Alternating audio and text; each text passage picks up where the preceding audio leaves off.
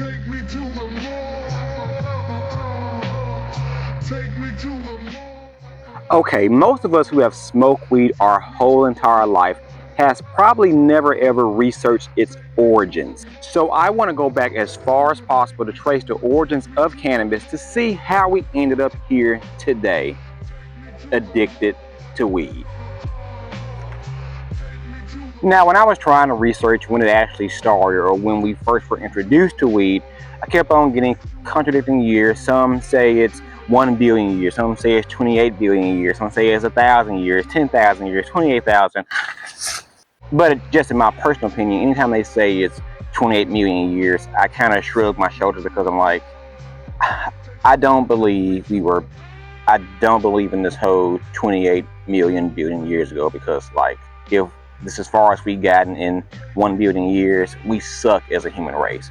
So just to be logical, we'll say our first intro to weed was back in 2800 BC in the Asian dynasty. They say weed probably either started in Central Asia or Western China. In most cases, weed was originally used for its medicinal purpose. It was listed in Emperor Shen Nung's Pharmacopoeia. He was regarded as the father of Chinese medicine. They say in most cases it was probably used for health causes such as arthritis, inflammation, hunger, depression, lack of appetite, asthma, etc. It can also be traced back to India. Hindu legend holds that Shiva, the supreme godhead of many sects, was known as the Lord of Bhang because the cannabis plant was one of his favorite foods. The ancient Hindus thought that the medicinal properties of cannabis was explained by pleasing the gods such as Shiva. Ancient Hindu text states that the onset of fever was from the hot breath of the gods, who was angered by the afflicted person's behavior. Using the cannabis in this religious rites, in many cases they believe it pleased the gods, and in turn he reduced their fever. Interesting, they do say if you smoke it, it lowers your fever. So they then thought the fever was lower because the god Shiva lowered your fever. Hemp is also called ganja, and we actually got the word ganja from Indian culture, or Sanskrit or other Indo-Aryan languages. Some scholars suggest that the ancient drug soma mentioned in the Vedas was cannabis, although that theory is sometimes disputed.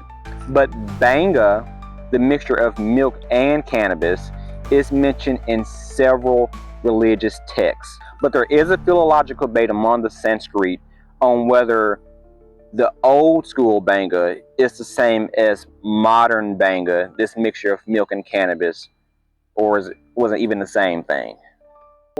Now let's go back to Asia. They say that cannabis has been grown in Asia as a crop for at least 12,000 years. And it was initially grown for its grain and its fiber. It was so popular, it started from Western China and moved to Central Asia. So not only did they use cannabis for its medicinal benefits, but they also used the hemp for its ropes, for clothing. Now in 700 BC, archaeologists actually evacuated some Yanghai tombs in northwestern China. And they dug up this in about the 2000s, and one tomb was from a shaman that dated back from 2,700 years ago. And it was said once they dug this grave up, he had a stash of cannabis buried with him. And they also confirmed that this cannabis did have evidence of THC in it. Now, if you don't know what THC is, it's the compound ingredient that actually gets us high or gives us that euphoric feeling. Now, again, the Chinese use hemp not only as medicine, but for rope, for food, for clothing, for shoes, and for paper.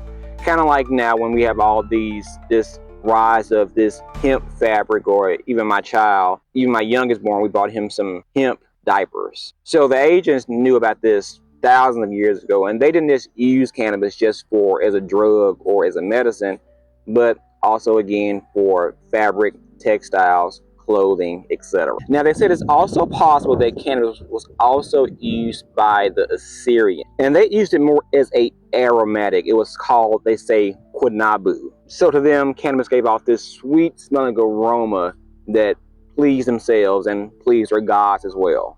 It's also been said that cannabis was used by the kingdom of Judah, the Israelites of the Bible, and they used it in their temple, and they said it was used in the anointing oil. Now, while this is also debated, I personally have not seen any scriptural evidence that is the case, but they have said that based on evidence, it's possible they did also use cannabis in their religious practices or rituals.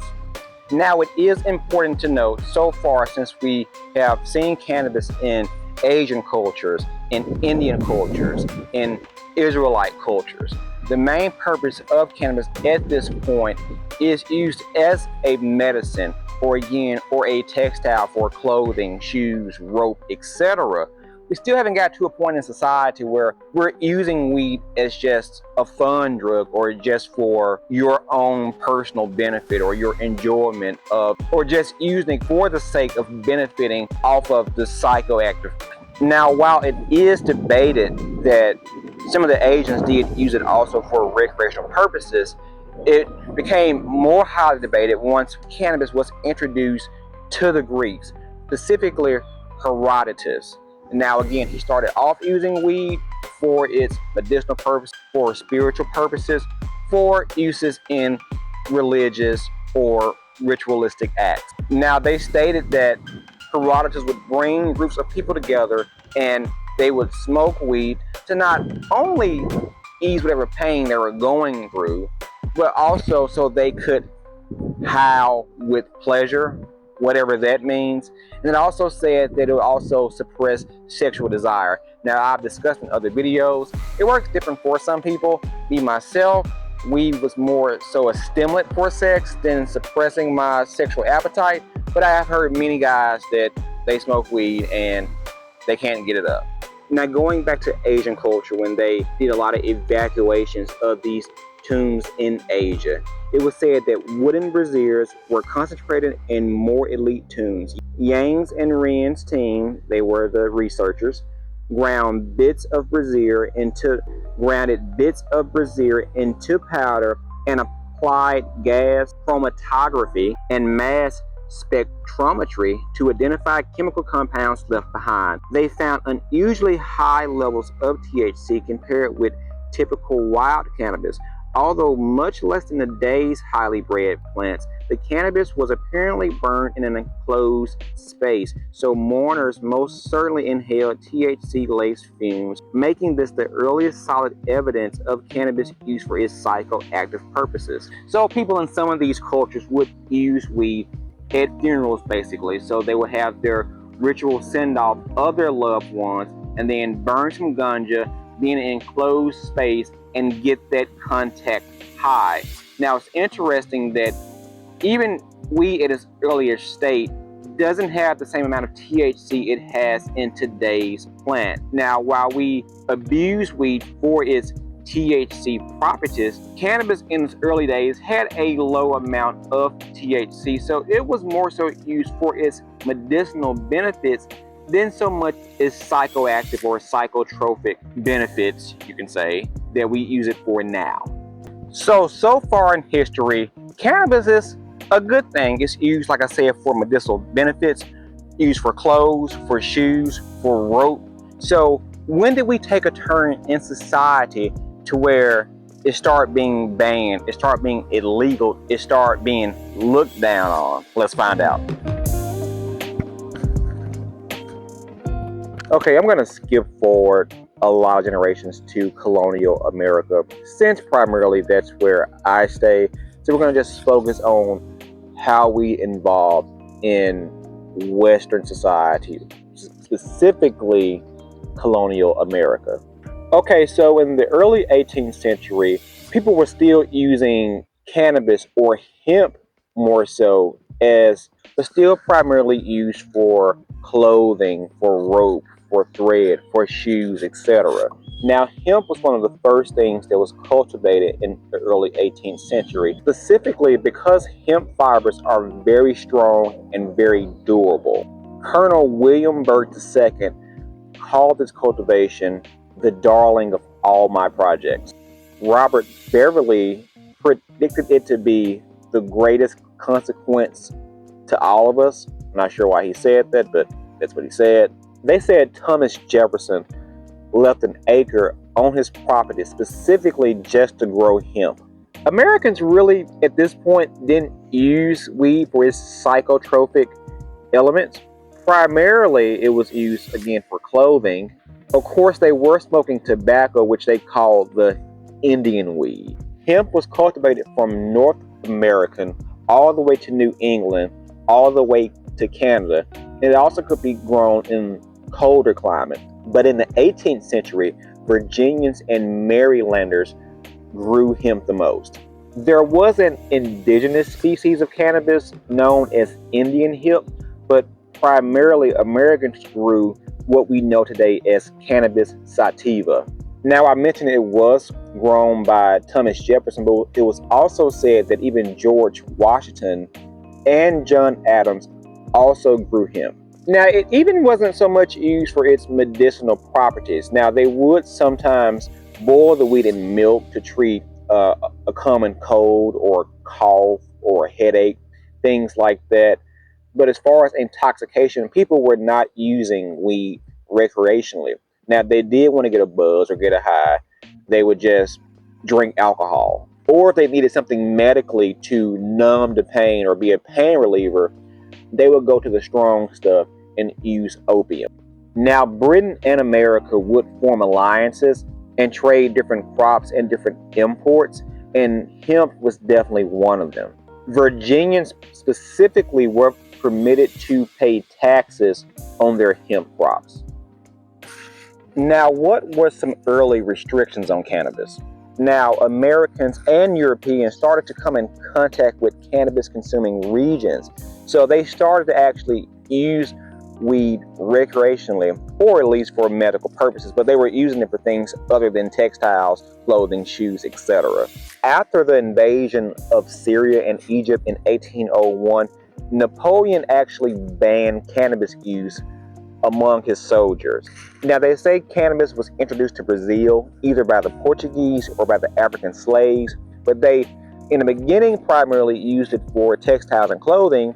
They started to use it psychoactively because supposedly the African slaves used it psychoactively, they say. For this reason, Brazil chose to make it illegal and punish any slave they caught using cannabis. Now, pushing to the start of the 20th century, more and more countries started to use cannabis, whether for clothing or whether for medicinal purposes. In the United States specifically, the first restriction of sale of cannabis came in the District of Columbia in 1906. So banned cannabis is actually, you can say, still relatively a new thing, only happening in the last little bit over a century. It was outlawed in Jamaica in 1913, which at that time it was a British colony. It was outlawed in South Africa in 1922. Cannabis was actually the #1 drug used in the United States until about 1863. Then it was replaced by morphine until morphine was replaced by aspirin in 1901. So basically, before 1853, either you had a headache, either you were high off weed or high off morphine. Sounds like a great time for me, if you ask me. Now, Williams Brooke O'Shaughnessy introduced cannabis to the Western civilization after living in India for a while. He pretty much is known as the main person who introduced cannabis to the Western civilization and noted how it was used for many therapeutic things, including stopping convulsions in children. Now, O'Shaughnessy tested weed on animals, on rats, on mice, even going to cows, to horses, etc. After realizing how safe it was, he said, okay, I think it's safe for humans to ingest.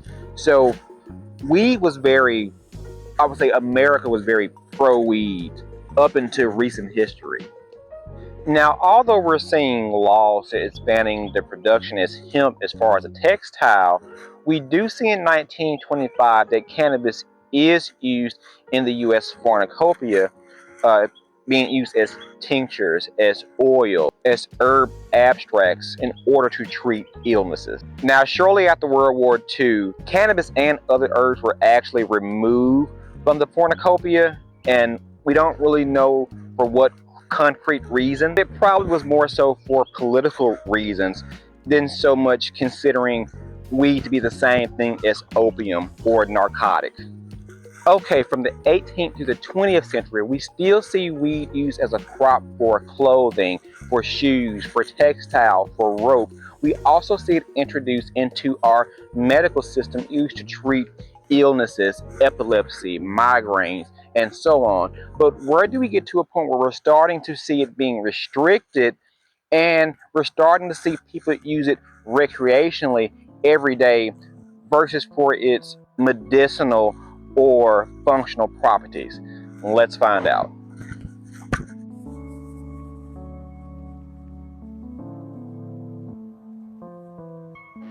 Okay, so at this point, weed has become totally political in the Western states.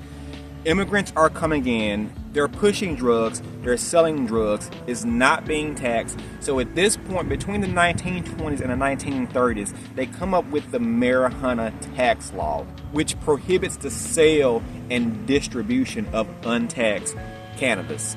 Now, marijuana itself wasn't criminalized, but if it was used for unmedical purposes, then that was considered against the law.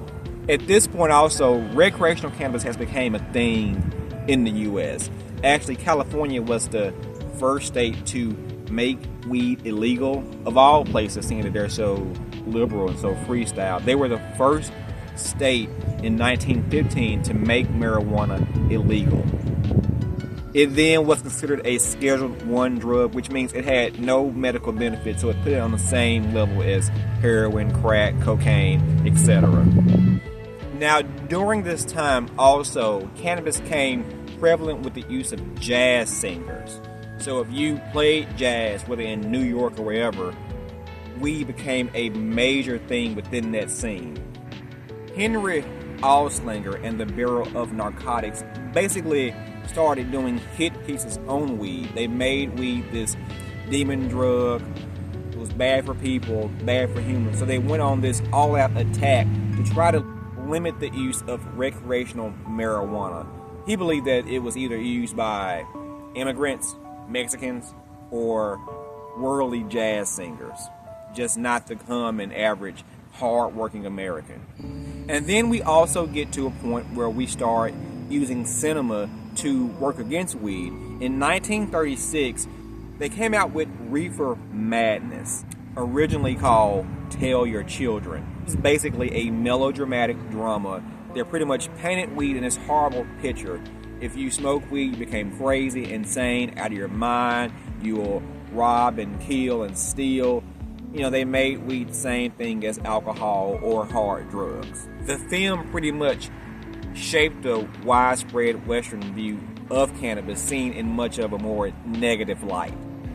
The film kind of went away, then it got rediscovered in the 1970s when people were trying to fight the war against drugs and, you know, the battle of whether weed was a good thing or a bad thing. But speaking of the 1970s, that's when we see all these social, these political movements involving free love, speech, the hippies, and marijuana. Now, of course, we have war going on at this time. So really to combat the war, combat all these bad times like we are in now, we had this free love movement, which marijuana was at the center of it. So at this point, we're kind of seeing this black and white dynamic. One side says weed is bad, it's like crack, it's a hard drug. And you got the next one saying it's, you know, it's this herb, it's a plant, it promotes peace, healing, love. So it's kind of the start of this battle between whether weed is a good thing or a bad thing. But take note, by this time we have stopped using weed as really a medical thing. It's more recreational, and also we have taken out of the use of spiritual religious practices. Not saying that it still didn't have these uses in other cultures, but here in America, pretty much it wasn't related to anything spiritual, although it still was used in the medical system, which it wasn't as widely known, is more of a recreational thing at this point. So fast forward from the 70s to now, it's this, still to the day, it's this ongoing battle on whether weed is good for you, whether it's bad for you. Now, with the increase of depression, anxiety, social media in society, we have seen an increase in weed use in the current day.